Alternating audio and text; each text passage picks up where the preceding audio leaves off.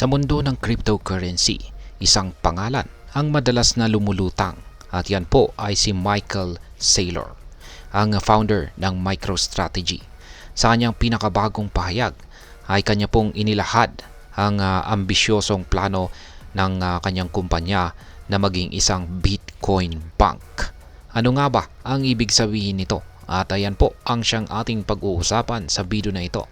Pero bago po tayo magpatuloy ay nais ko lamang po munang bigyang linaw ang aking disclaimer kung saan ang nilalaman po ng video na ito ay hindi po ito isang financial advice.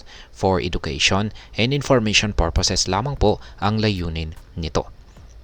At ayan mga ka-crypto, una po sa lahat ay ano nga ba ang Bitcoin Bank?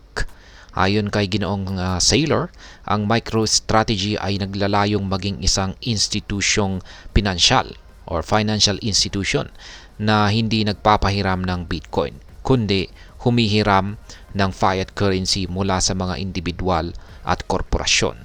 Sa madaling salita, ang MicroStrategy ay mangungutang ng pera upang makabili ng mas maraming Bitcoin. Bakit nga ba nila ito ginagawa?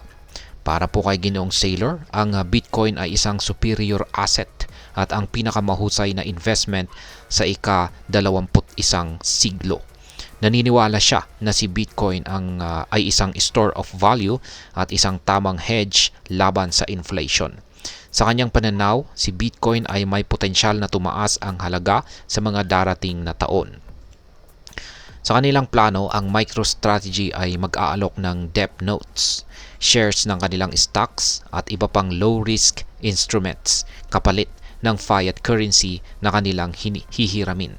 Ang layunin nila ay makalikom ng $100 billion hanggang $150 billion upang makabili ng mas maraming Bitcoin. Sa ganitong paraan, inaasahan nilang magiging $1 trillion firm ang MicroStrategy habang tumataas ang halaga ni Bitcoin. Ayon po kay Ginoong Saylor ay mas pipiliin niyang mag-invest kay Bitcoin kaysa magpahiram sa mga individual o korporasyon. Ngayon ay tanong ay bakit?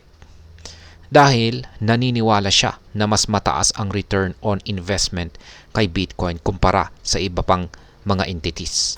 Sa kanyang projection, si Bitcoin ay magbibigay ng average annualized return na 22% sa susunod na dekada. Kaya't mas nais niyang palakihin ang kanyang Bitcoin stash kaysa bawasan ito sa pamamagitan ng pagpapahiram. Ang estratehiyang ito ay nagdulot ng iba't ibang reaksyon mula sa publiko. May mga pumupuri at meron namang ding mga bumabatikos.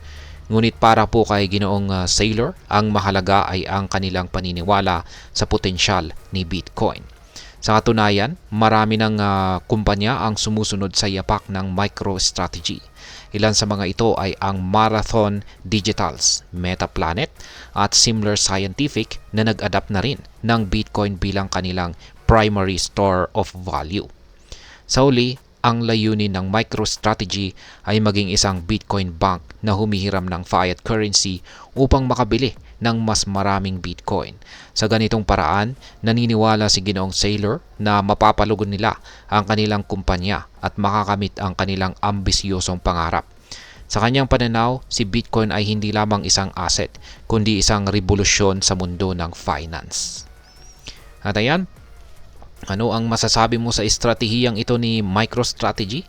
Sa tingin mo ba ay tama ang kanilang desisyon na mag-invest ng malaki kay Bitcoin?